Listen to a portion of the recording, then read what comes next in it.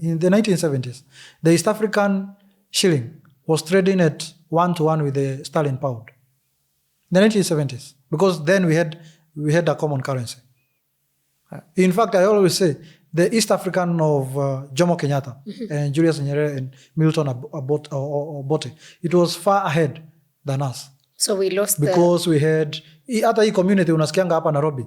Hii community kwangi community hivi, it was the East African community.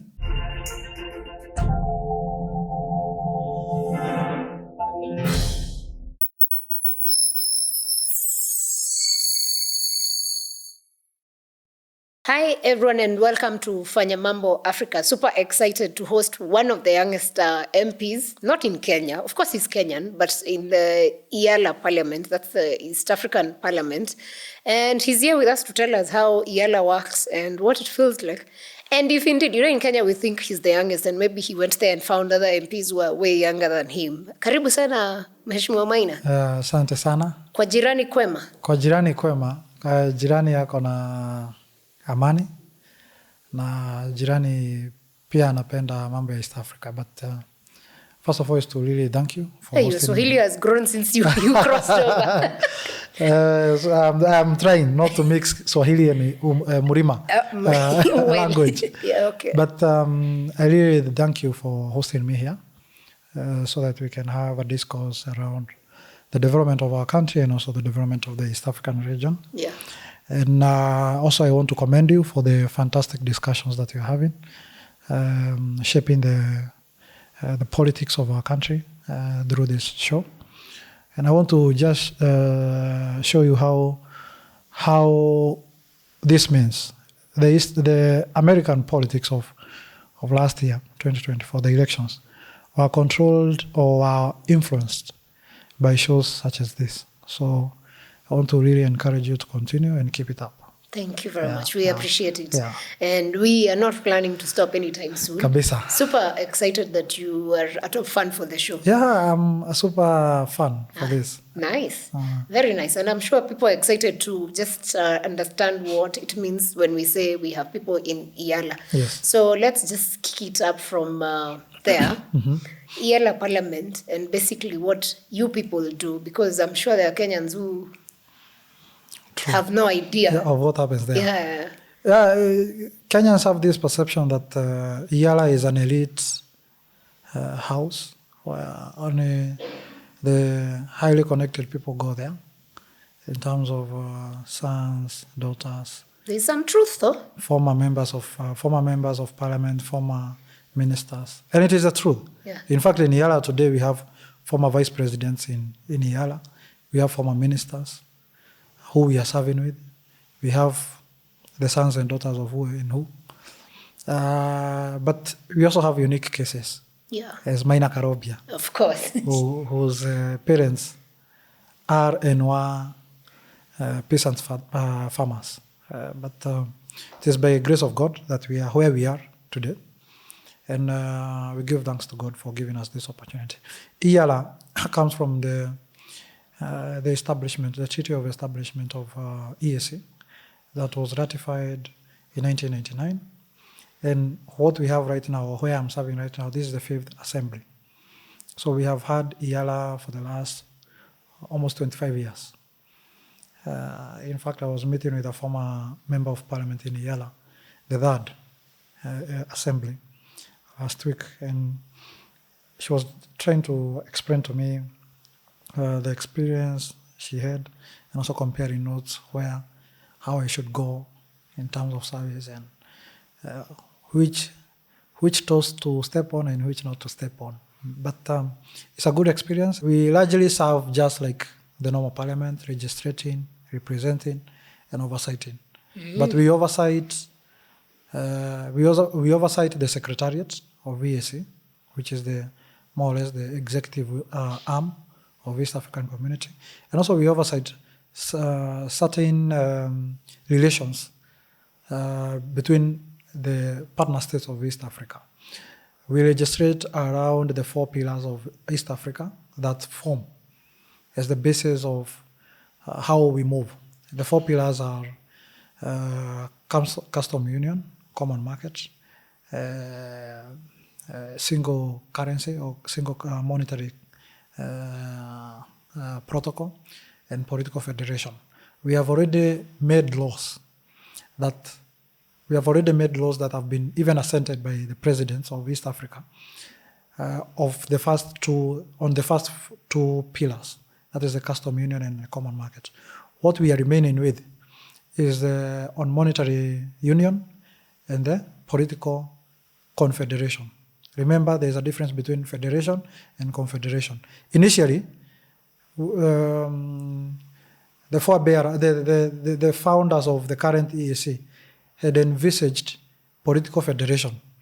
But later on, I think 7 years ago, or 5, thereabout, they changed from federation to confederation. And the difference is that federation is where you have like the US system. Confederation is the Switzerland, the European one, where it's almost like rotational basis. Yeah. Or people still have their own way of governing themselves. My only issue, Sarah, and I want this show to really take it up. And I've seen your past guests, such as PLO, Lumumba, speak highly around East Africa and the issues that we are facing in Africa. Can you imagine the presidents of EAC in the past, let me say President Kibaki and his colleagues then, had envisaged that we should have a monetary union by 2021. That's 3 years ago? Yeah, 3 years ago. Like we should have a common currency. But is that still going to become a dream? Is it going to become alive, or is it just a dream? It was to come. What stopped? Can you imagine we have postponed that pillar to 2031? Reason being? Reason being, countries, the partner states claim that we need to look at, there are some technical qualifications that the central banks of partner states of East Africa needs to meet. I don't believe, from where I sit, Sarah, I don't believe there is any pride in trading in dollar in East Africa. Today, Sarah, if you want to go to Tanzania, you have to change your Kenyan shilling to dollar. Then when you reach to Tanzania, you change the dollar to the Tanzanian shilling. Right? Remember, as you change the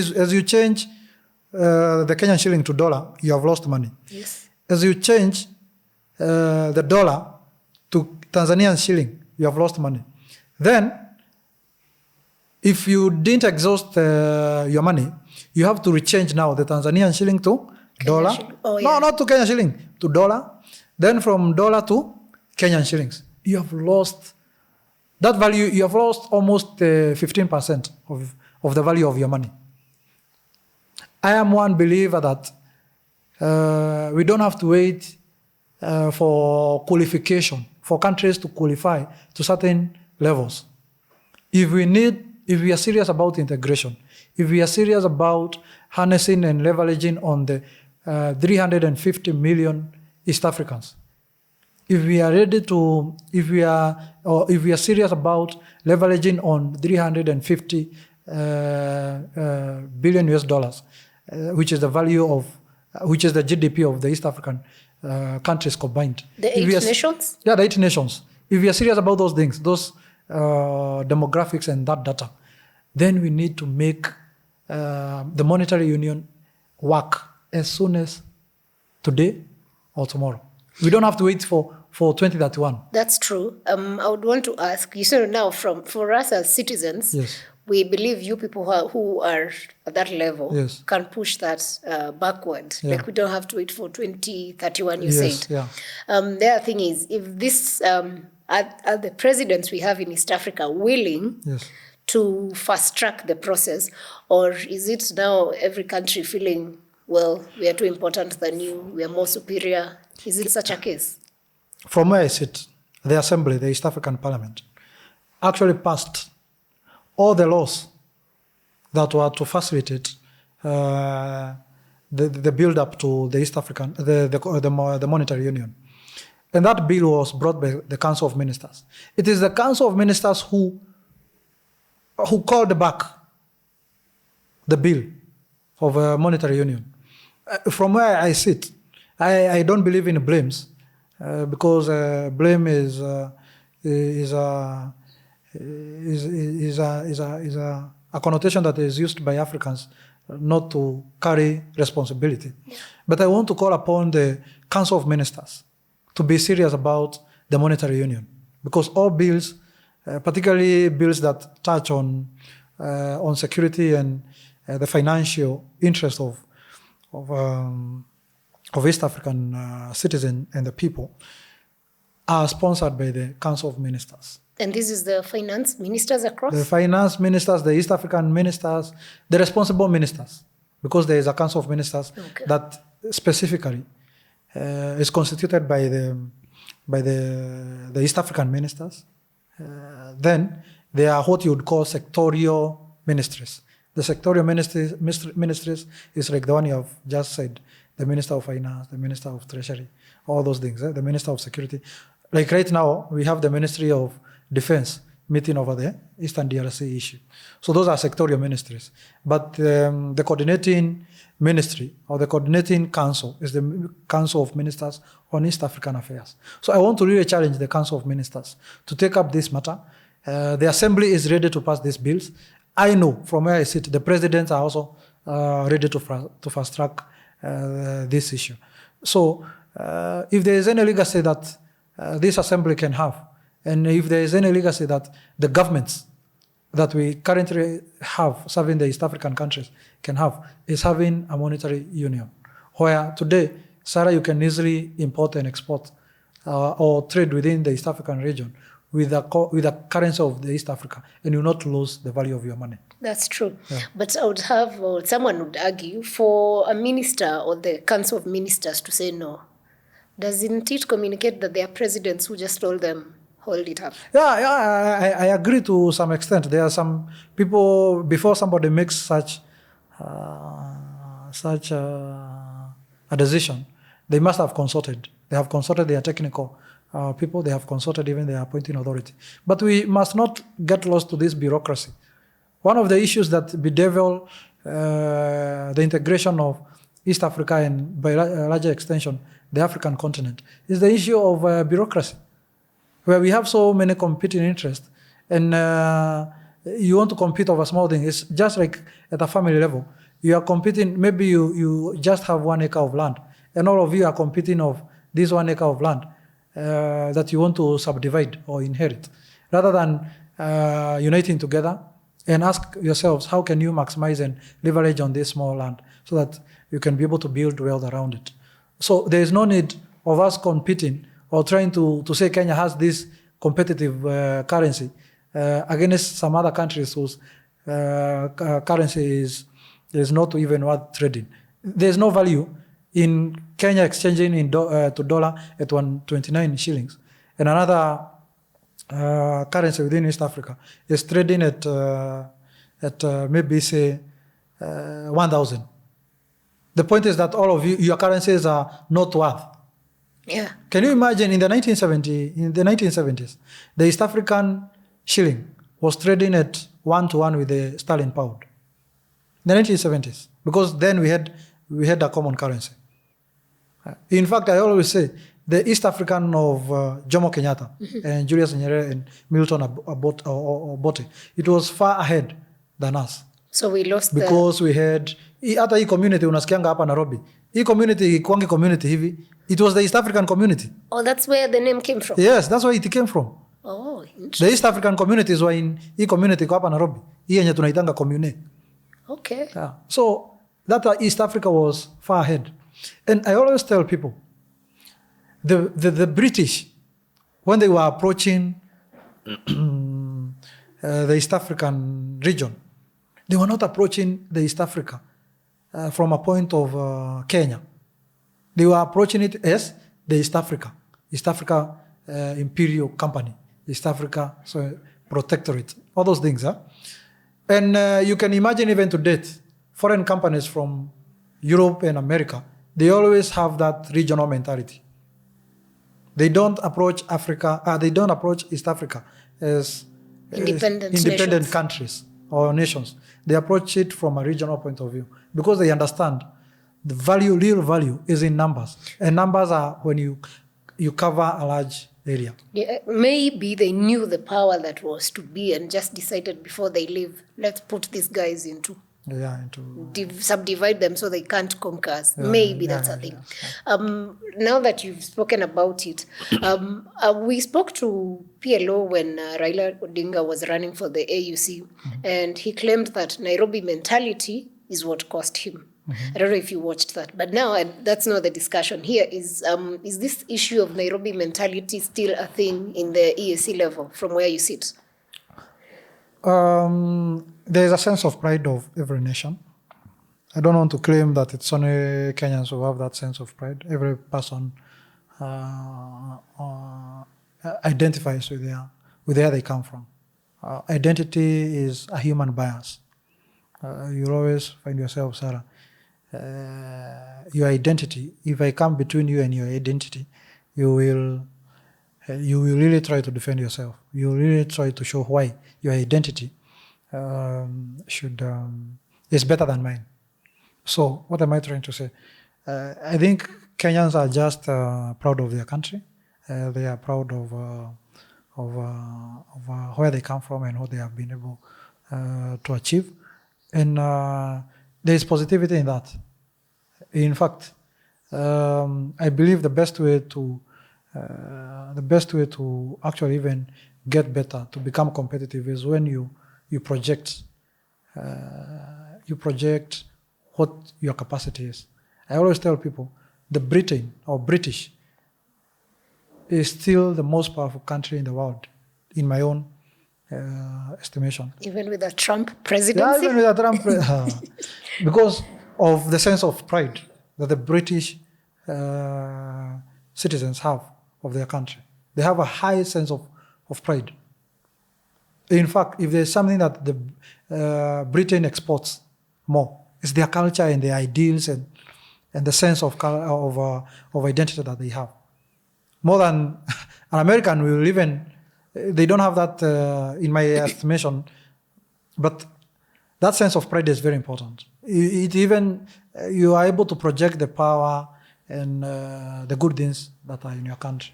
So the question would be, are you balancing? Are you able to talk of, are you able to accept that there are some disadvantages that you have and there's some advantages that you have, so that you're able to have a conversation, so that now you're able to appreciate that other people also have some certain strength than you on certain issues. So, and it is from that you're able to achieve. So, for me, positive identity is good. Okay, point home. Yeah, I was just confirming. Yeah. You said one of the laws that you've passed is on common markets. Yeah. What value has maybe Kenya gained in this case? I mean, generally across East Africa and, of course, now Kenya. Yeah. The biggest beneficiary of East African integration are Kenyans. Why would I say so? And it is one of the reasons as to why you'll find countries, Kenya will always support any country that wishes to join East Africa. 10 years ago, we didn't have Kenyan banks operating in DRC Congo. Today, Kenyan banks are operating there. In fact, there are some banks, without mentioning names because of the show, there are some banks, the Kenyan banks are actually top 5 performing banks in DRC Congo, in Uganda, in Rwanda. So common market is working for us. Can I surprise you? I went to northern Uganda, and it was the neighboring point between DRC, the eastern part, and the southern part of South Sudan, and now the northern Uganda. I was surprised the hotel that I slept is managed by a Kenyan. 70% of the employees of that hotel are Kenyans. Wow. Yani ni mwisho ya dunia ingine. I hope they are safe though. Oh no, in they are that safe. region at No, this they are moment. they are safe. They are safe because it is in Ugandan side. So in Uganda it is safe. 70% managed by a Kenyan. So that's what common market and custom union means. Do you know, if you go to European Union, and the concept of integration of European Union was born here in East Africa. They were actually coming to benchmark with East Africa during Kenyatta, Nyerere, Milton Obote's time. They were coming to benchmark here. Today, you'll find, and that's why I always say, Kenya should actually be contributing more money to East Africa. The European Union today, the biggest contributors of the European Union operations and what have you, is Germany. In fact, they are the biggest contributors. And if you count the number of staff within the European Council or the European Commission, Germany has few employees in that commission. But do you know who are the biggest beneficiaries of the European Union? The people who actually make sure that European Union works. It's Germany. Because they know the consumers, almost everything that is consumed by these people has a German connotation. Anything that is consumed by... I could agree because we have seen a lot of fight for the survival of the EU in the recent past following US wanting to dominate and just pull resources from that. Yeah. And the people who push it literally to ensure that that project of European Union works is the Germans and the French, because they know what they are doing. Even us, the people who should be pushing for the integration process of EAC is Kenyans. Badala tushinda tutupa pesa mingi tukijaribu kuexport watu nje, we should actually be putting resources hapa East Africa hapa. How is our contribution, and in terms of finance and even it's quite good, it's quite commendable. I want to really commend President William Ruto because he actually goes overboard. He without necessarily going into the details because some matters are of national security. Yeah. But President William Ruto contributes even to the Peace Fund of EAC. He contributes on time. Or Kenya, through his leadership, contributes on time to EAC. We have never had issues of Kenya defaulting. In fact, as it stands, Kenya has contributed 100% of its obligations. Last year, but when I brought a sense of motion of countries that are not contributing. There are some countries like Congo that have never contributed. But I saw that issue, and my concern was, is it because they have a government, yes, but we know the challenges that they're facing that leads to that, or is it that we make them feel like they're part of it, yes, but the value they're getting is not what we are getting. You create value, Sarah. You create value, even in a marriage setup. And because politics is also like a marriage institution, you ask yourself, how can I leverage from this project? Yeah. The DRC people, the South Sudan people, and I want to commend the people of Burundi.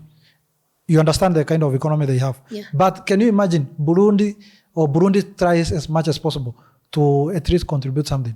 There are some countries like DRC and South Sudan that you can tell me that those people are not taxing their people.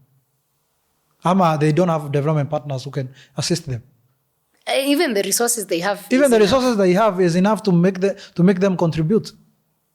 And that's why I brought a motion of sanction, because Article 143 of Treaty of Establishment, it says that the countries that don't meet their financial obligations should be sanctioned by the heads of state summit of EAC. But then, for heads of state or heads of state summit to meet and sanction our countries, there must be quorum.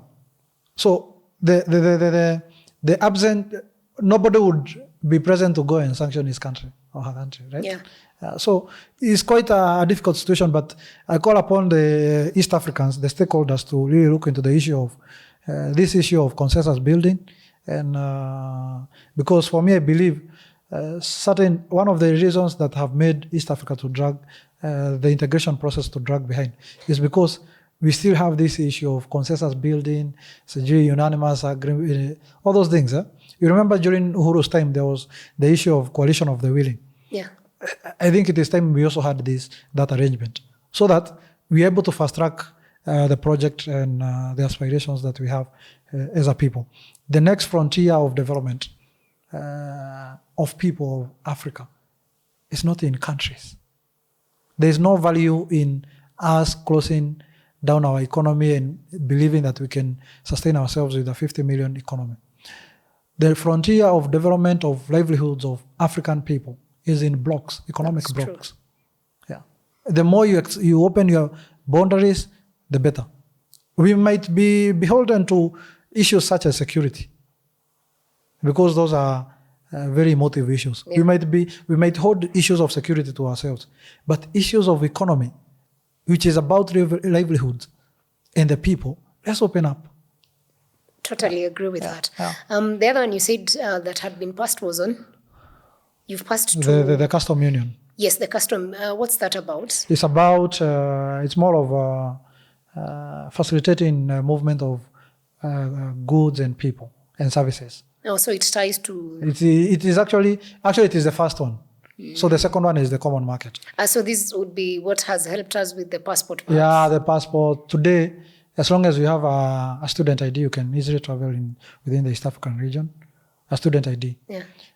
Passport. Today we don't hold Kenyan passport. Yeah. We hold East African passport. Nice, good stuff. That's interesting to know at least what happens at that level. Yes, and you don't have to kujaza ma visa. Yeah, you know, ideally now you don't have to go with a visa to any East African country. Yeah, you just need a passport. And people need to travel more. They need it. Yeah, and in fact, as a Kenyan, you can travel to Uganda and Rwanda with an ID, a national ID. Yes. Yeah. All right. Great. Something else that is major and that is happening across East Africa is wars, unfortunately. So the issue of people dying, silencing guns, which had a goal, I think, under AU for 2023, but now we're in 2025. The guns are still, in fact, they're getting louder. Yeah. What is EAC doing about both South Sudan and Congo, M23 affair? Yes, we have peace processes within initiatives within EAC, and we have the lead facilitator on peace processes in President Uhuru Kenyatta. No. Oh, for the Horn of Africa? No, for the EAC, the Nairobi process. Oh, yes. Which failed? It's a work in progress. I want to say it is work in progress. Okay. I don't want to say it failed. It is work in progress because the communique that came from Dar es Salaam when the SADC and EAC met was that the Nairobi process that is led by President Uhuru Kenyatta and the Luanda process that is led by President Jose of Angola will continue. So it has not failed. It is work in progress. So we have those initiatives that have been started by the EAC. We have a peace fund that is contributed by EAC countries, and I have told you Kenya has contributed $1 million towards that peace fund. And that peace fund is about facilitating the peace processes and cohesion activities within EAC countries. Of course, there are challenges because of the competing political interest within these partner states. But the point is that we have those initiatives. We have a fully fledged facility called the Nyerere Peace Institute, domiciled within EAC headquarters, that is specifically for building peace building within EAC. But then I want to really challenge the EAC Secretariat to capacity build that institute. Let's move out of the hardware. That institute needs to be needs to have capacity, and it needs to be visible in terms of operations. And it is something that I think EAC, heads of state and the Secretariat and EALA itself we need to work together because the budget towards that project has to be passed by us as members of parliament. So the South Sudan case, we have seen President William Ruto, though from an IGAD point of view, he has been trying to assist the Amani initiative in South Sudan, though it is still work in progress. In fact, the member of parliament, there's a member of parliament in EALA from South Sudan. He has been sending glaring photos of the situation in South Sudan. Watoto wanachomeka, wanachomwa. People are... And you know, this, we are talking about South Sudan, and there is also Sudan. Yes, this is South Sudan. This is an overflow from that other side. No, this one has been there. Actually, this is not even an overflow. This one has been there. Or the one that has since 2015. Yes, since 2015. And it is a very serious matter. So when you sit at EAC, and at least now you have one of the MPs who can tell you the progress, are there things that you feel maybe the EAC leaders can do to fast track this process? Because kids and children... From where I sit, if diplomatic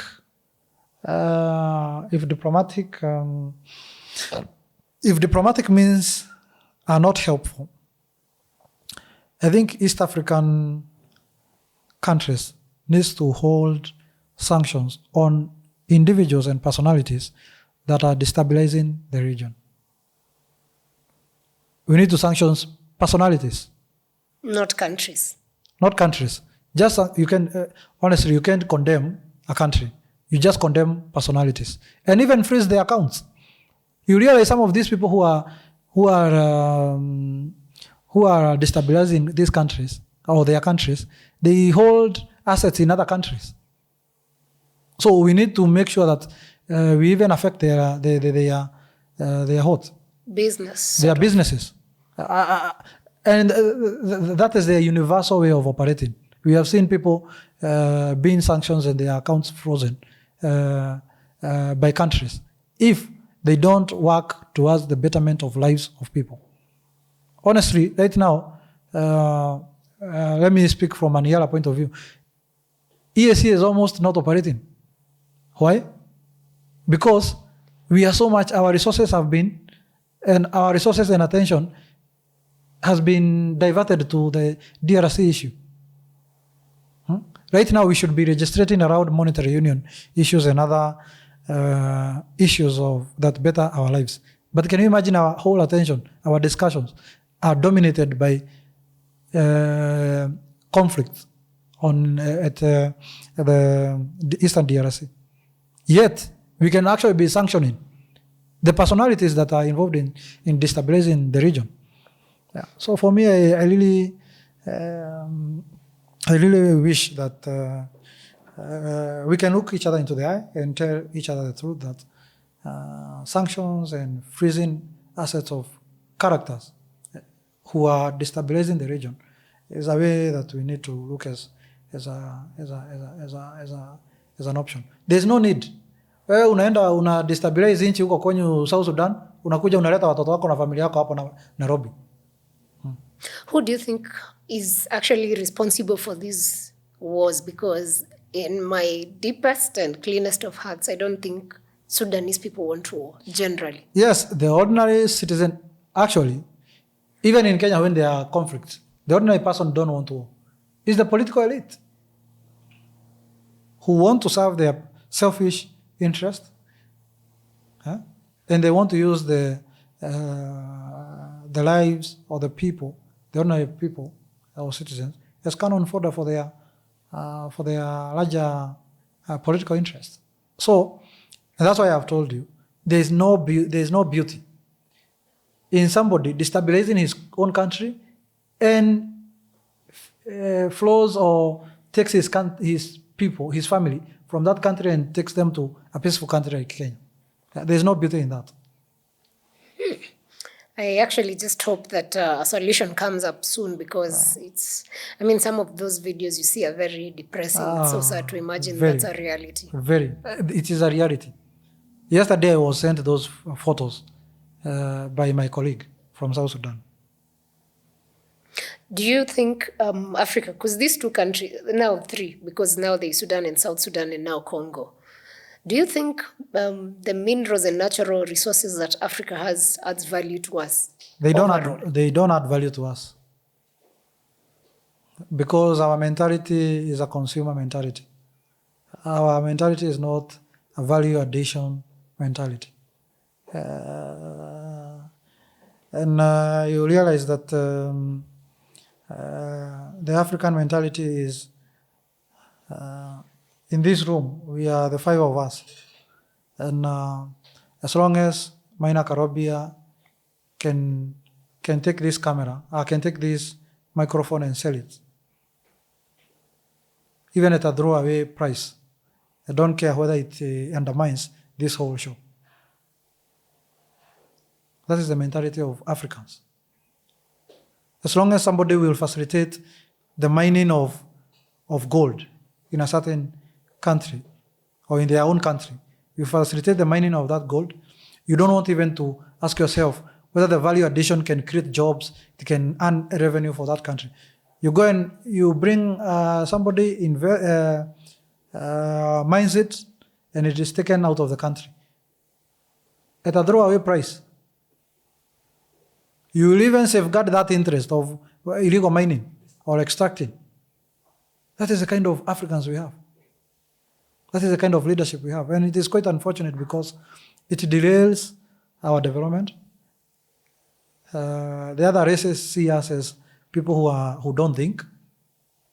That's why they will still see us as savages. Because a savage doesn't have any aspiration, they don't have purpose. And savages only just think about the short-term benefit.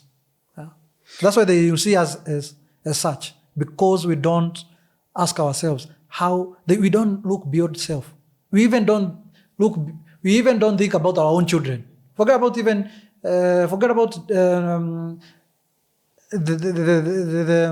we who are living. We don't think about our own children that we are giving birth.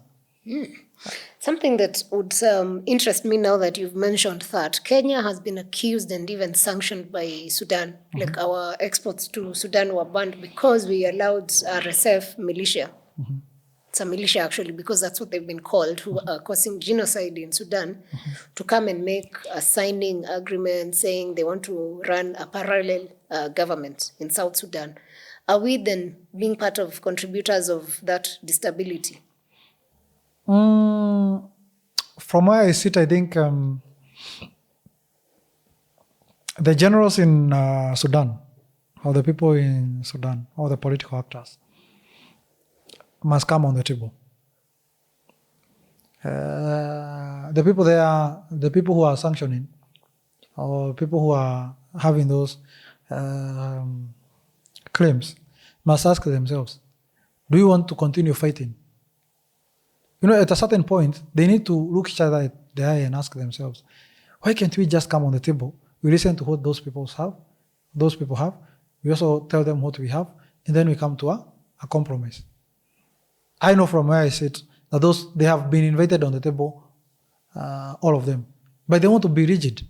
But then the country of Sudan must move on. Yeah. And it must move on,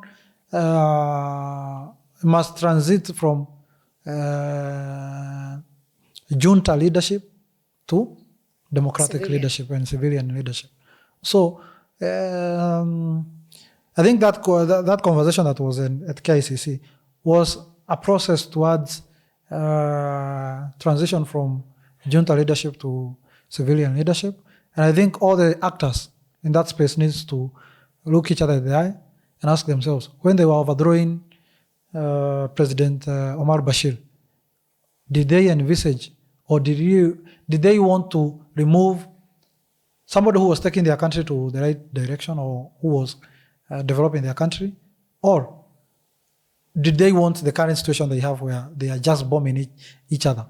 But someone would question why, as Nairobi, we would have one-sided conversation if indeed the conversation was geared towards that. I don't think it was one-sided. I have seen the former leader also come here. Not the former leader, the military guy come here. He's from the same side that was here. No, forget about Hemedi. Hemedi, yes. Forget about Hemedi. There's the other guy called Buhan, somebody. Buhan is from the other side, but the meeting but here he was came for here. arrest. Yes. But initially, forget about the meeting that was at KCC. Both of them, they have met the president of the country. Yes. Who also has been leading that process of peace in Sudan. But you can tell me, I invite you to the meeting, you don't turn up. Really, you want to work, you want to progress. You work with a person who is willing. That is the nature of politics. You know the argument here, Mheshimiwa, would be, this is not in Kenya. We're not talking about Kenyan politics. We are speaking about a very independent nation for that. In fact, the oldest nation in Africa to have independence. Yeah. So if, this is just my opinion, if we look like we are taking one side, the repercussions are there. We're getting banned from. Remember, I hosted the MP for Gatanga. Already his tea farmers are suffering from that ban. So you see, we do something. Generally, maybe the idea was genuine, but the implementation process was comes with repercussions. So basically, what I'm trying to find out, is there a better way of just handling the process as a nation? There are ways of working around it, but then I would ask myself, as a lead facilitator of the process, am I meeting timelines? Remember, the mandate that Kenya has towards the peace processes in Sudan were issued by IGAD, and they have timelines. Honestly, Kenya is expected to table a report by a certain period, say maybe 6 months or 1 year, right? If there are no progress, or if there is no progress, what will you be tabling? You now be speaking of what you said about failure of a certain process. So you now be saying Kenya has failed to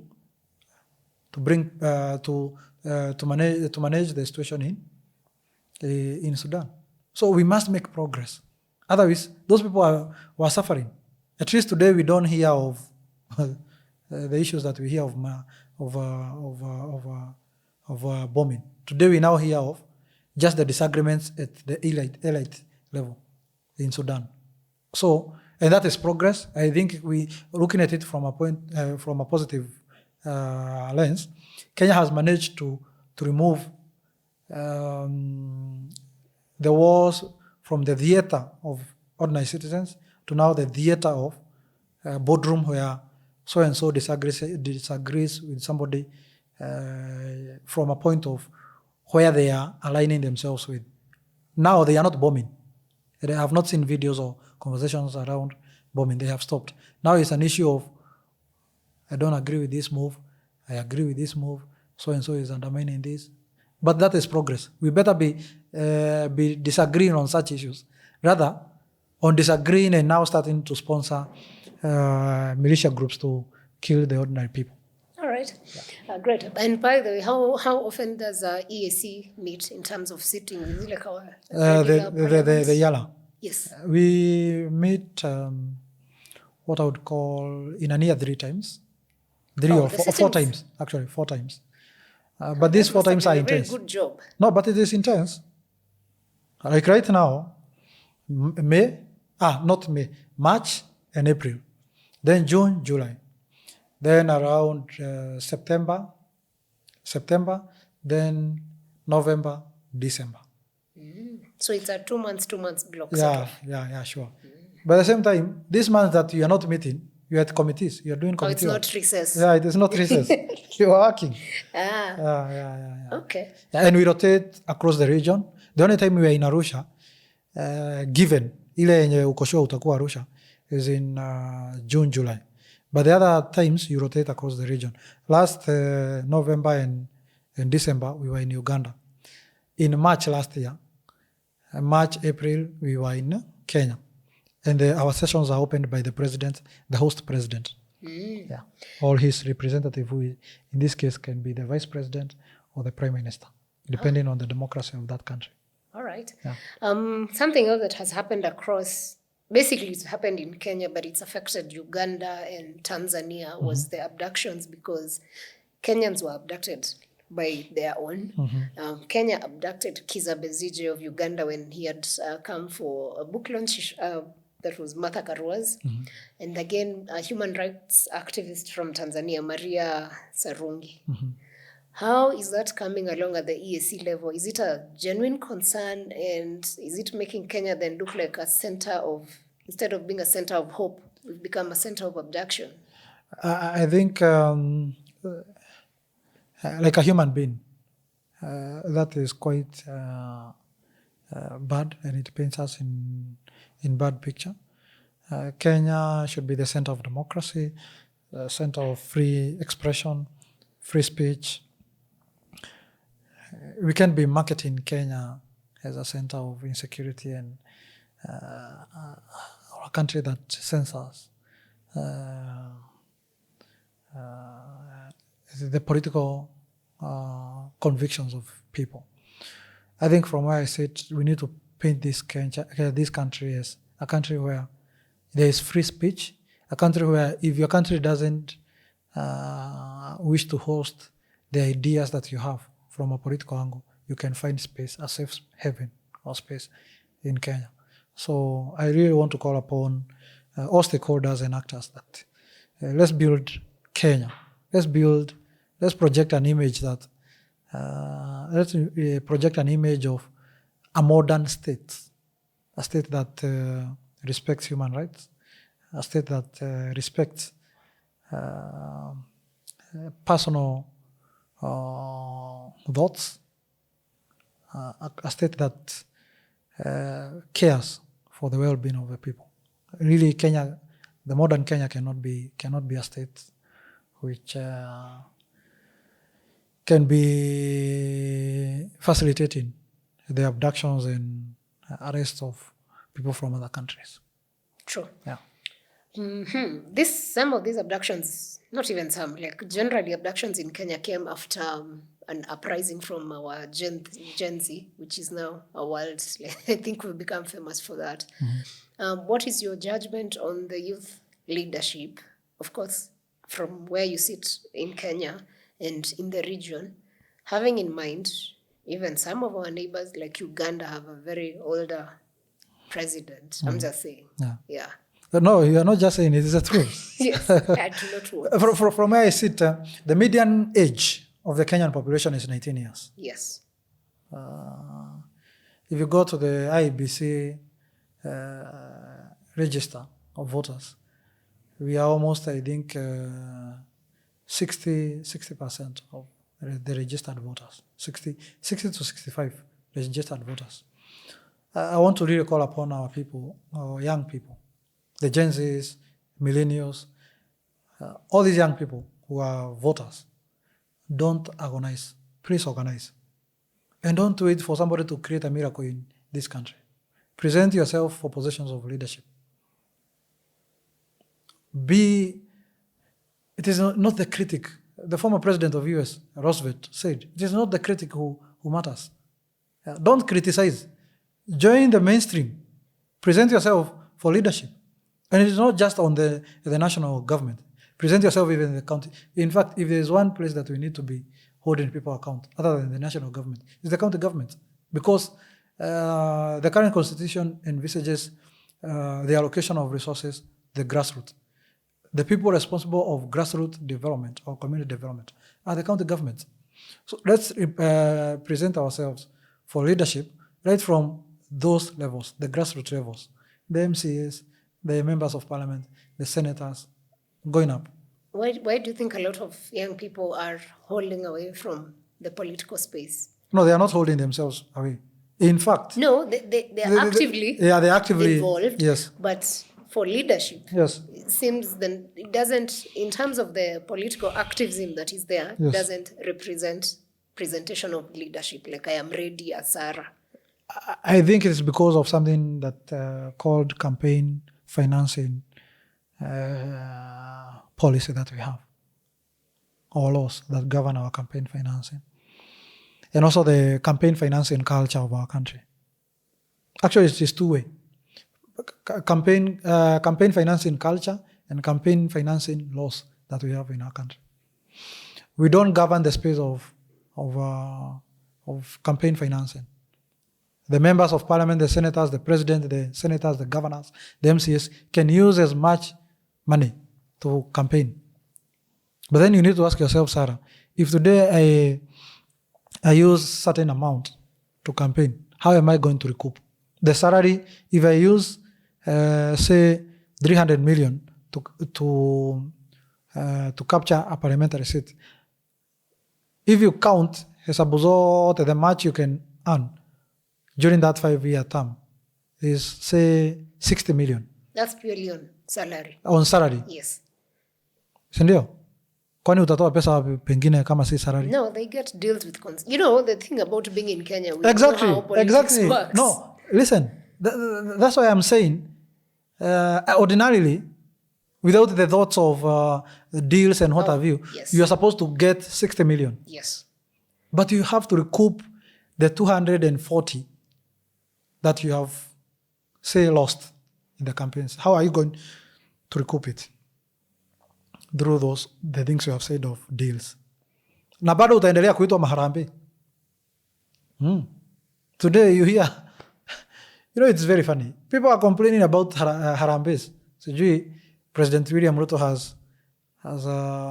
has contributed 20 million in a church. 20 million in a church. But did you see a video of some Kenyans complaining that Governor Kangata has given them 50,000? Did you see that video? This Sunday. No, that one I haven't. Can you imagine? Can you imagine? And they are making noise around it. A lot. I think they do not know Kangata well. In fact, they were saying we want to return that money to him. Just because he genuinely gave them what he had. If those people expect him to give them, say, 1 million Kenyan shillings, where do they expect him to get that money? That is what we are talking of, campaign financing laws. Huh? Kenyans, and this is the truth, Kenyans expect highly of their leaders, but they don't look inwards to ask themselves about the expectations themselves. The leaders should expect from them. We have such high expectations from leaders, but we don't ask ourselves as citizens, what should the leader expect from us? Do you think this is changing with the... It is not changing. It is not changing. It is not changing. It is not changing. That's why for me, actually I have low opinion. I have very low opinion over the topic on the kind of accountability that Kenyans are holding their leaders. Because you come and you tell a leader, don't be corrupt, don't do this. But at the same time, you are calling that leader on Sunday to Harambe. Quite on upset. Sunday. If he doesn't turn up, utaongea vibaya kumhusu. My question is, with the whole advent of knowing that the biggest population has become officially the youth who are a bit now more politically involved than our parents were, do you think that is going to change that space? You think with the kind of civic education people are sharing, we will not make any change in that space? From where I sit, honestly, do you want me to be a politician or do you want me to be... Very honest. Honest. Here we speak raw and honest. I don't think there will be. This is not a new phenomenon. Again, from where you sit. Can I ask you a genuine question? Yes. Sarah. Go right ahead. The people that... do you think a young person today in Kenya can line up to vote with his or her phone at 5% or 10% charge? If they had already created their content, maybe yes. I don't think so.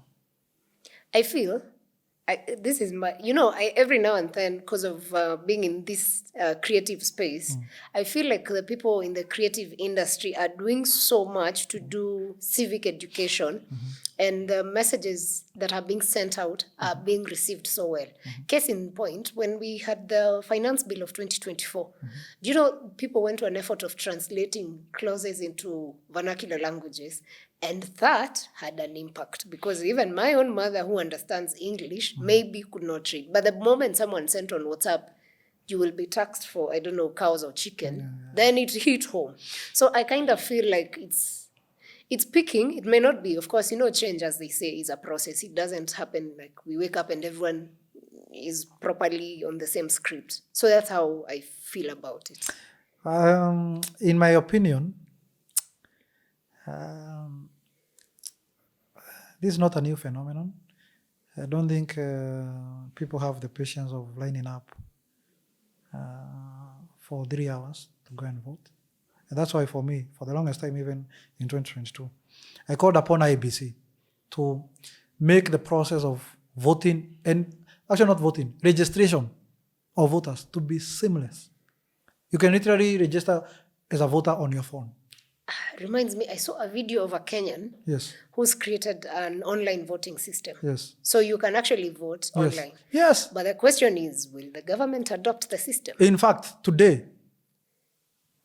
and that's why for me I disagree with the IBC list that has been released of the shortlisted candidates of commissioners. There is no young person in that commission.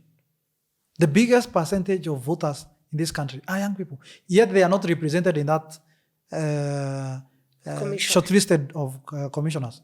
So you can expect the commissioners that are going to be released, and I want you to take up this discussion, the commissioners that are going to eventually be released from that list are people with the mentality that you have to line up and vote.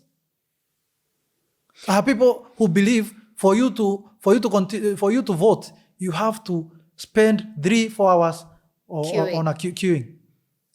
Which brings me to the question: do you believe there was a push during that Gen Z protests? Yes. Do you believe the older generation of leadership in Kenya, which is basically all our MPs, governors, president, and across, understood why these young people are on the streets? I don't think so. My honest opinion, I don't think so. Actually, Gen Zs, they actually were protesting on very clear issues. How the values of governance of our country. Yes. The issues of how we manage resources, the mannerism of the political class, how to hold people accountable, checks and balances, and also if you are an authority somewhere, what is expected of you. Those were the issues from where I sit and from my understanding. But I think the people have never understood. Even there are some Kenyans, the ordinary people, who have never understood why there were those issues. That I agree. Yeah. That's why you see harambes happen and people are clapping instead of being against it. For me, if there's one policy I don't believe in, is the harambe. Maybe we should find a way of just banning that legally. I think so. That is, again, it is a personal opinion. If I can convince you with ideas, then I'll buy you out. Which will resort to what we have now, dysfunctional systems in a country where people can't access health. And it is something that has been there since Uhuru's time, anyway. Yeah, that's true. It is not a new phenomenon. It is something I think during Kibaki's time had stopped, and we need to bring it back, where we control the financing of the money that we are using in Harambes. Why can't we divert it to welfare programs around education, welfare programs around health, welfare programs around housing? That's where we need to divert our resources to, not other things. Makes a lot of sense. Moving on, young people keep saying, I mean, and I'm of course in that generation, we're tired of these old guards in the political space. Yeah. But my question here is, what's the space of the old in terms of institutional memory for a country like Kenya? I don't believe in institutional memory. Or we rub it and just start afresh? Yeah. I don't believe in that.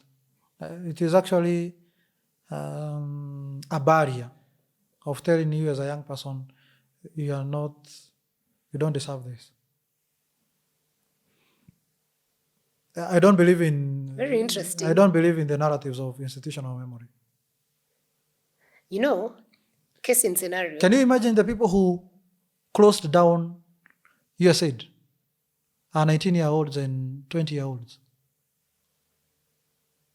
If we want to change this country, we must mainstream young people.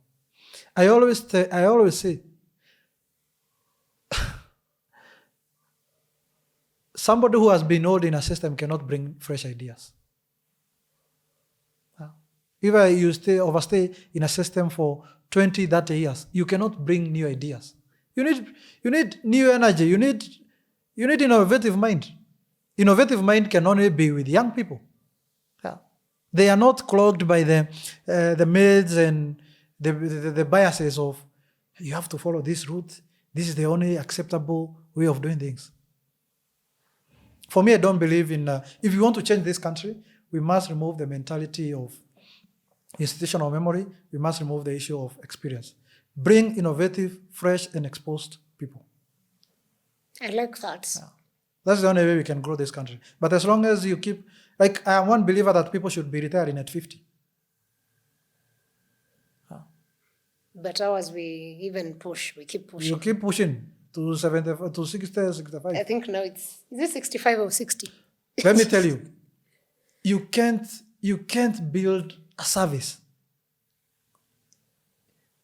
You can't bring a radical change if you have been in a service more than, more than 20 years. There's nothing new you are going to offer us. So generally, the youth of Kenya should just be radical. Yeah. And present themselves. In 2027, it's a space. Please come and vie for these positions. MP, MCA, Senator, Governor. Come and vie for these positions. One of the people who became radical is the president of Burkina Faso, yes, who I like giving as an example often. Mm-hmm. What do you think about his leadership? I know, of course, he's a cool leader, but he's working for his country, so...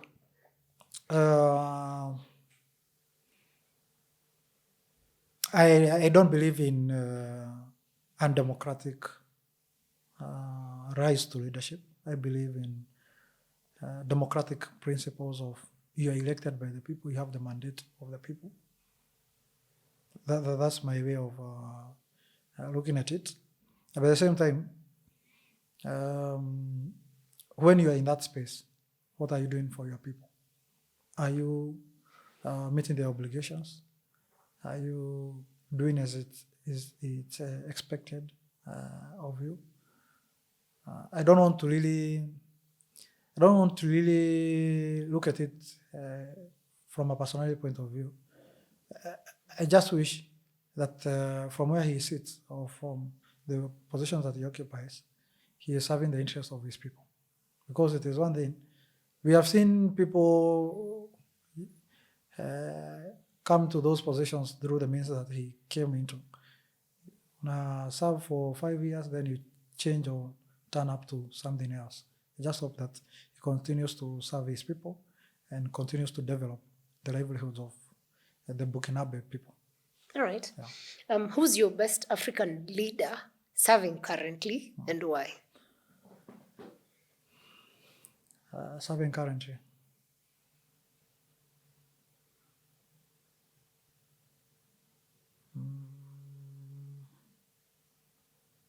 Serving currently. I think it's very sad when you have to take long to think. No, that says a lot about Africa. Okay, let me say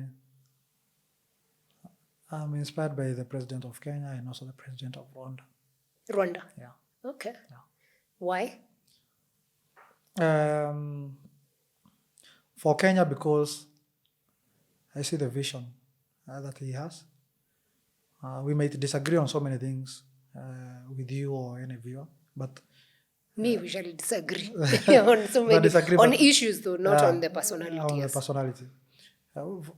For me, I actually don't believe in personality sort of leadership, but I'm convinced by his vision for the country of Kenya, where he wants to bridge the gap between the poor and access to health, owning a house, all those things. We might disagree on the technical bits, but I like the vision of a house, health, education. Those ones I agree with him. We might differ on other things. I'm convinced by, also inspired by President Kagame because of the things he has done in his country.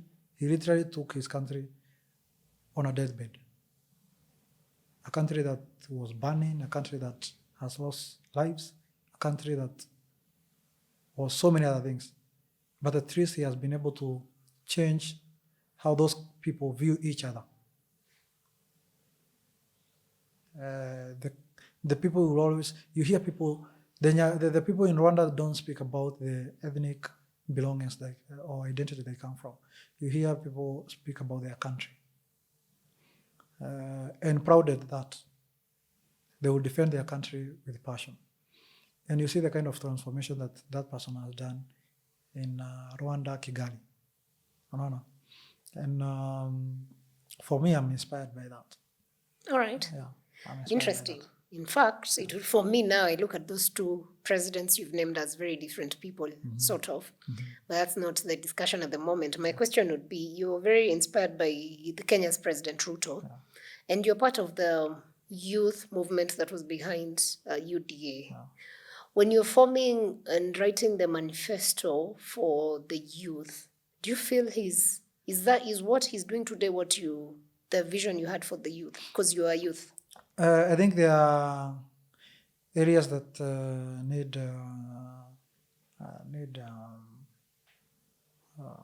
sort of work. But one of the deliverables that I've seen with him is the coming up of the Hustler Fund and the removal of so many young people from CRB. One of the youth charters, in fact, I was the leader of the drawing of the youth charter, which he himself came in commissioned, was removal of young people, gradual or progressive removal of young people from CRB. Today, CRB is not a conversation, by the way. You don't hear it in the conversation of young people. Yet, in the previous administration, you would hear of CRB, tuko CRB, sijui nini, all those things. Today, you don't hear of those things. Because progressively, with this Hustler Fund, it helped in terms of removing people from those things, and now they can become what you call credit-worthy. In fact, if I'm right, the statistics was that almost 1.5 young people have been removed from CRB, and they have now started accessing credit. Another thing is mainstreaming of young people in government positions. We saw as many people who I was with in the campaigns being nominated, others being appointed in senior government positions. Myself being an example of being elected in EALA, having been nominated by UDA and elected by Parliament and the Senate. So that is a kind of mainstreaming we discussed. The only issue that I've not seen is on the issue of youth advisor to the youth. Youth advisor to the president. That is an issue that is a work in progress, and I would really request for that position to be created so that we can have a young person who is occupying that space and be able to carry on the conversations of young people from an executive point of view. Fundamental, totally. Yeah. All right. Of course, people... And by the way, housing. Going back to the housing. That conversation is tea for tough here for Kenyans generally. Do you know how many jobs a housing unit creates? Very little, by the way. 15 jobs. Only. You know, my sister is in the construction industry, so I have the numbers for these ones. Yes. So one housing unit Housing unit unajua ni kama hii. Hii room yenye tuko 15 jobs. So that's what I think we don't have to. It is work in progress, but I can tell you we are in the right direction. You know, I spoke to a UDA lawyer, or rather was part of, now he says he's not. Who? Mureu? Yes, he was the lawyer for the party. That's a politician, so he No, at the moment, of course, he's a politician, but at least he was part of the drafting. So he says in the original manifesto, Yes. there was nowhere where people are to be taxed for housing. So you see, where do we get the money to build those houses? When you're doing that manifesto, you had a plan. So the plan did not work. But then, as that show had a lot, he gave us. Do you know what people don't tell you? What people don't tell Kenyans during campaigns? I have a question. Where did Uhuru get money for houses? Huh? Yes, he did. How many houses did he construct? Do you know how many the president has done? Yes. The report came, I think they are less than 2,000. So not that there is much difference. I'm not even, that's why I don't want to engage on that conversation, because people might think I'm being against. There are so many housing projects that he has done. The projects have been launched, that is no doubt. But in terms of complete... Kwetu Thika nimeona zimetengenezwa. Specifically kwetu, Jumia, I come from Thika. I've seen Thika, they have constructed. Actually, Thika hapo town. Ukiingia tu Thika town hapo kwa stadium, utaona zinajengwa. Hata ziko karibu kuisha. Ukienda Makenji, hapo Kabati, utaona zinajengwa. Unaona? So they are there. By the way, I did not say the projects are ongoing. I only say kuna the completed ones. Kuna hizi za starehe bado zinajengwa hapa Ngara. That's true. Yeah. You know, but you know, all this has gone because we are questioning why we needed to be taxed to pay for a house that I can't even buy. Those are the technicalities that... So those as you said, we will have an issue with technical. But the idea, fantastic. It's good, by the way, to give people housing. That's amazing. This has even drafted me from what I was going to ask. A lot of people will wonder what it means for you or how life was for you, because for you to get to a place where the president even knows you means either you are rich kids or... you are, what were they called? There's a name there. Dynasty. The dynasty. Yeah, so how was you growing up like? Were you a dynasty, or is it like, how was your journey like? Just to give you an overview or a summary, because my story is out there on the media and is on the internet. I come from my parents were farmers. My mother is still there. So she's a farmer. My father was a farmer. Karobia. Ushaisikia jina Karobia anywhere? Other than with Maina Karobia. I'm not sure. So honestly, I can be coming from a dynasty. But I credit my success to God. God has been gracious to me. And I also want to say that President William Ruto was also gracious to see me and identify me from what I was doing. Honestly, there are so many politicians that you can work for, and then wakishavuka, they forget you. But at least for him, he was able to recognize what I was doing for the last 4 years, from 2018 to 2022, and the kind of sacrifices and efforts that I put in place. So I was the national youth leader of his campaigns. I participated in other backroom assistance and party campaigns. I was also there, presidential campaigns. So I was all around. And what I can say is that the difference between Maina Karobia and any other young person out there, or any other person who is a political operative, is that I don't expect anything from a person if I'm supporting you. Sarah, today, if I'm to support you, I will support you with what I have. And I don't want you to pay me at the end of the day or at the end of the month. Yeah. Tunaweza ulizana ukishapa? Ukipata. Yeah. But before then? We work. It is immoral even to ask you. Yeah. Agree. Yeah. It is one of the reasons why President William Ruto was able to say, because for me, I was that kind of a person. If I see a vision in you, I will support that vision. And I will loyally support it. Yeah. If I am not convinced, you see me supporting another person. And I think that's a lesson that a lot of young people should take, especially now that we're going to an election in 2.5 years, because it will come in handy. Yes. And again, the other thing is we also need to support the young people who offer themselves, because not everyone will offer. It's quite unfortunate. You see, from where I sit, you will find a young person. I have to be biased, right? Yeah.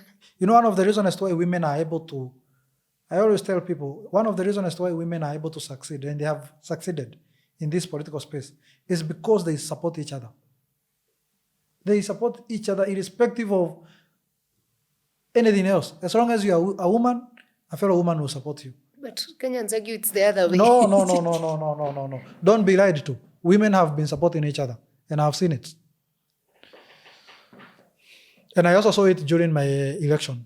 They would identify with my story because we are classified as special interest groups, women, youth, and people living with disability.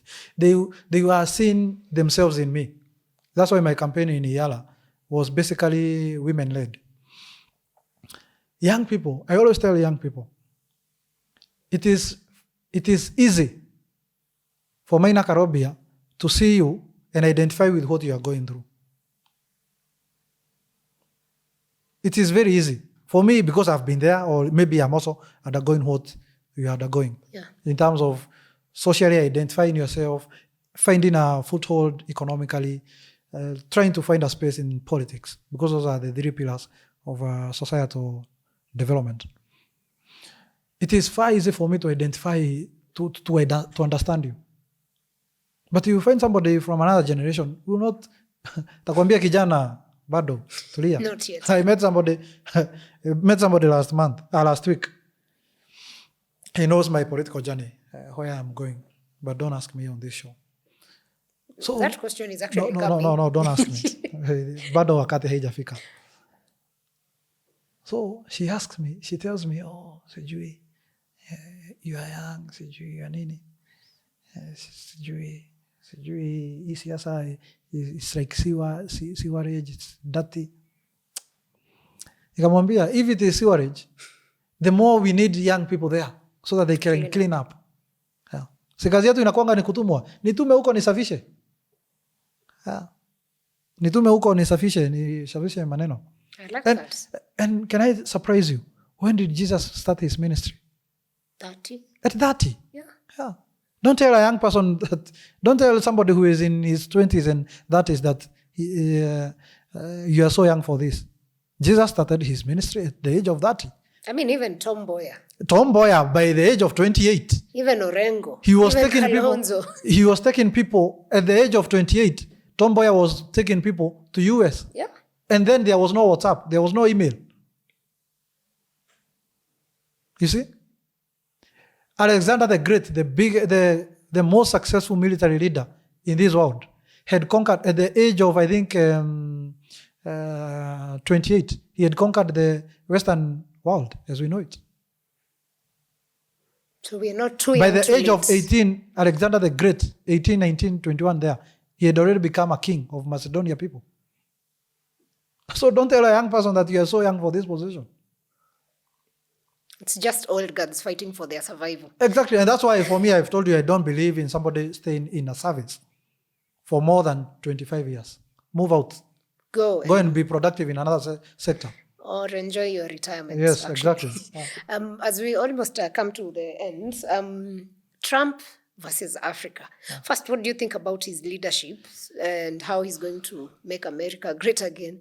And how do you think he will relate with Africa generally? I'm a big supporter of Trump. I was supporting him in 2016, 2020, 2024. I believe in that kind of leadership. Leadership by strength, leadership by firmness in what you believe in, or the values that you believe in. And international politics, I'm a student of international relations. There is no mercy. There is no charity. There is no friendship. It's purely interest. We are not taxpayers. Africans are not taxpayers to American government. Yeah. So we don't expect charity from them, and we don't expect aid from them. If they choose to close their taps, so be it, and it is in their best interest. Yeah. So for me, in fact, he is serving by the fact that he has removed USAID and those charity funding from us. He's actually helping us, so that now we can start being independent, and we start looking inward and ask ourselves, are our service and systems working? Are our values and belief systems working? If they are not working, sort them out and fix them. What do you think is his interest between him and Elon Musk in South Africa? They are pursuing their own economic interest as a country, and it is in their best interest. Even us, if we are so interested in the US, let's go and have a deal with them as Africans. Don't be crybabies. Work your systems out. Yeah. The American nation is a 200 working project, 200 years working project. Yeah. Even us, 60 years plus. Yes, we need to work on ourselves. We ask ourselves, why should somebody working here, you come do your deals, you take your resources to Panama, Cayman Island, Dubai. Why? Why should you facilitate what you would call capital flight from your economy? I'm one believer who is disappointed by what you would call state capture commission. I thought it would help our economy, so that those people who have hidden their money in offshore accounts, they can have their day with the law, or with the greater vision of state capture commission. Yeah. Do you think he's going to manage to end the Russia-Ukraine war? Yes, Trump is a deal maker, and all wars and disagreements starts from the table. They are not wars and conflict start and end on the table. So whatever Trump is doing, he is bringing all actors on the table so that he can make a deal with them. Any person who says that you can win a war on the battlefield is a liar. Wars, and even in politics generally, political competition is won on the table, not on the battlefield. The kind of agreements you have with people, the kind of understanding you make with the people. So his strategy of calling Zelensky on the table, his strategy of calling President Putin on the table, consultations with the Western allies of the US, is a step in the right direction. That's the only way you can be able to stop that war. But the war in the Ukraine will not be stopped or won on the battlefield. It will be won on the table. Very interesting perspectives. Do you think NATO will survive, or are they going to kill it at some point? No, it will survive because it is one of the institutions that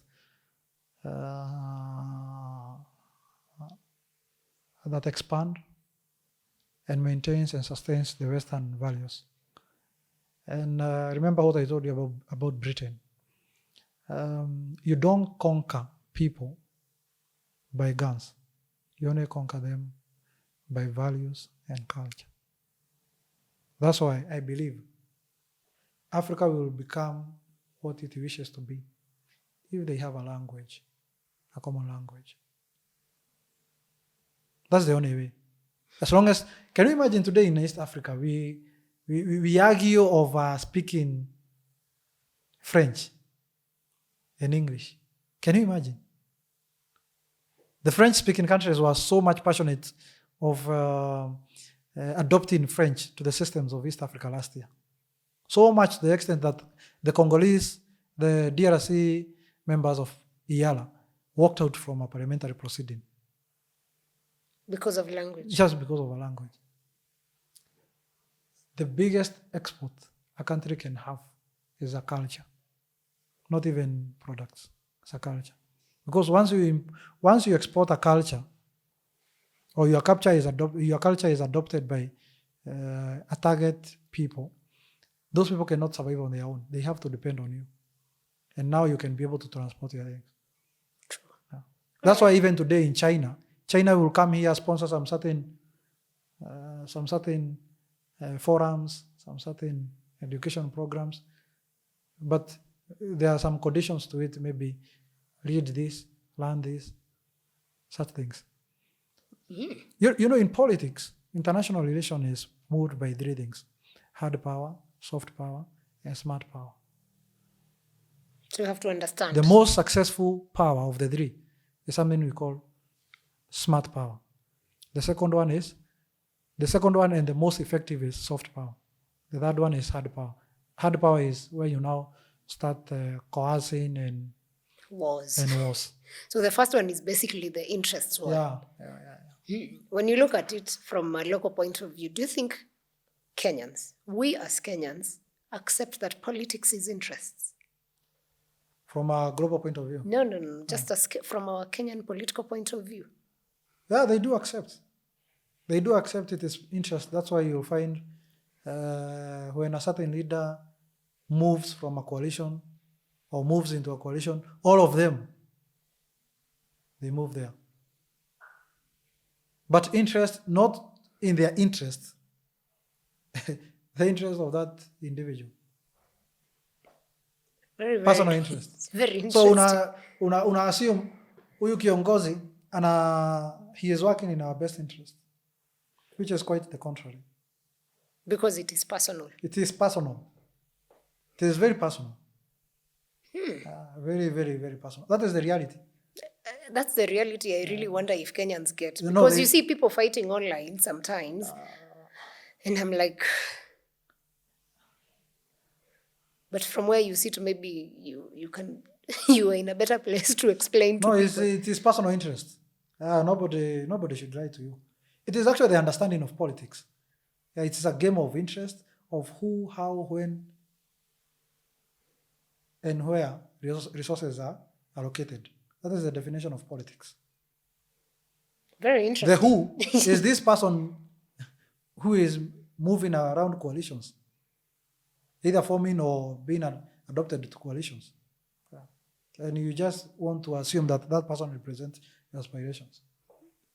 Where do you see Kenya going in terms of the region, in terms of influence? You can't ignore Kenya because of the economy. Our economy is a liberal economy.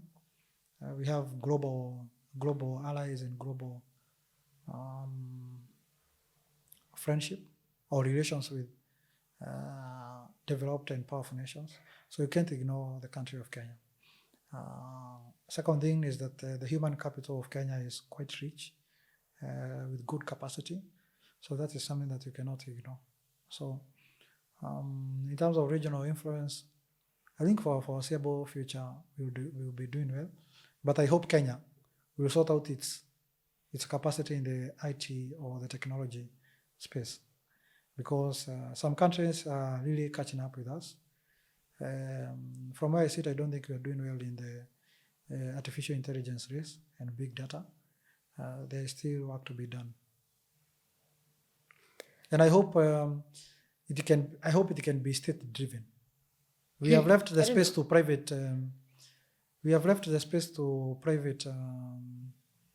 Private companies. But I can tell you, even the most developed nation in this world, you find the innovation and technological race is state-driven. So provide incentives, provide capacity to private sector, so that people can be able to assist. Otherwise, if you just leave them on their own devices to try identify their footing on the space. Now that you've raised it, I mean, you've raised the issue of incentives, but since you're in that space, maybe what other issues do you think, or if you are the CS, like we have a Kabogo for the ICT, and of course now that represents the government, yes. What else would you do to transform that whole creative and IT innovative space sector? Yeah, for me, one, I would provide In fact, I would liberalize that sector. First, liberalize it, but then have the state hold on it in terms of the state also having an active role. You can even compete. The state can compete with the private sector in terms of the race.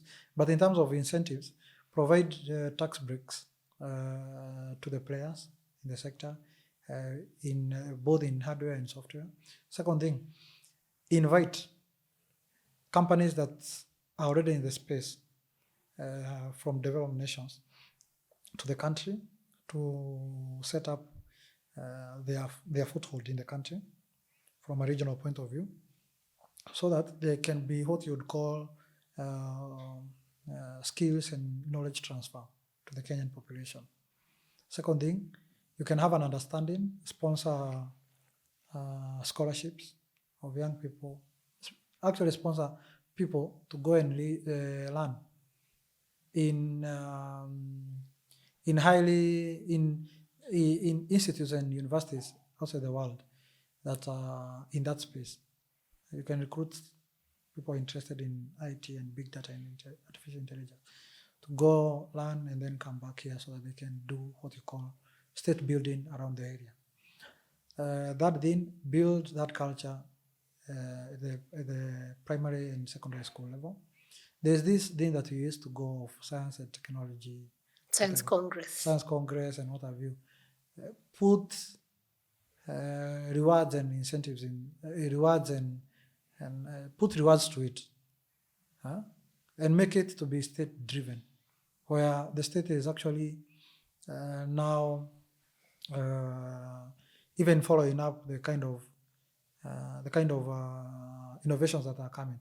Last week I was a guest of honor in awarding exhibitors at Carlo in Thika. The agriculture. The agricultural exhibition show. And I met some young people who are doing fantastic. They have created brooders where a chick can actually be brooded and actually gets to an age of even laying eggs. Wow. Si ati yenye tunawekanga kwa stima ati sijui a whole machine. Interesting. You can imagine. Then another thing, capacity build the intellectual property agency. I think it is called KIPI or something. Yes. Make sure that, and in fact I told those young people, and I hope they are doing it, please go and register, go and patent. Money actually is in, do you know money where it is? Money is not only in business, as we know it, the conventional business. It is actually even in intellectual property space. Capacity build that space of intellectual property where people can now go and patent. Don't expect such a young person can be able to raise 80,000 or 100,000 to go and patent that innovation. Make it cheaper.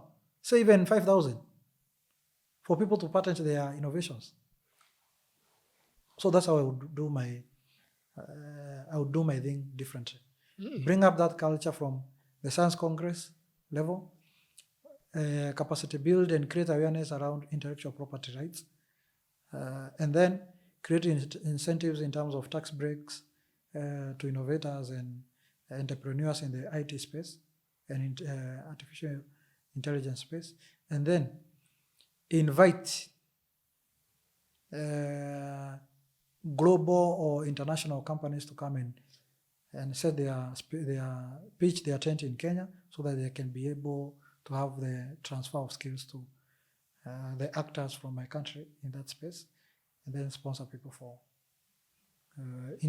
knowledge growth in world institutions or global universities and institutes.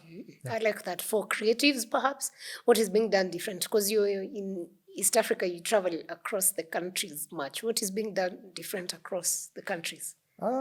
You'll find countries such as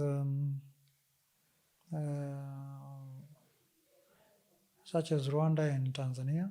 They are so much into the creatives. The state actually is very facilitates the creatives, and they understand. They come from understanding that creatives can actually earn a source of revenue from that creative industry.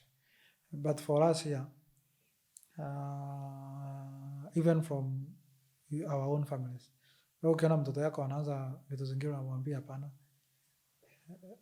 Only if you want to make it in life, be a doctor, be a lawyer, be a politician, be an engineer, be all those white collar jobs. I think it's also a mentality point of view, and I like I'm one believer of CBC because it creates an all-round person. Mimi ukiniambia nikushonee nguo Sara, mimi sitaweza. Hata ukiniambia nikuchoree gari sitaweza, because my generation we were not inculcated to that kind of learning.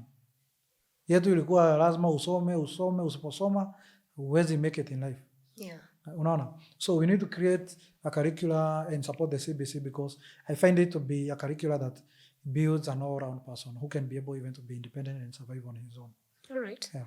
Great. I hope CS Kabogo, you are taking notes on that subject, especially on the improvement of the tech sector, because where the world is, that's the only way to build a future. Yeah. I mean, other sectors are important, but that sector is vital for this country. Yeah. Maybe your closing remarks to the people of Kenya, and of course, not even Kenya. For you, it's the region now that you serve across. Yeah. I think my message is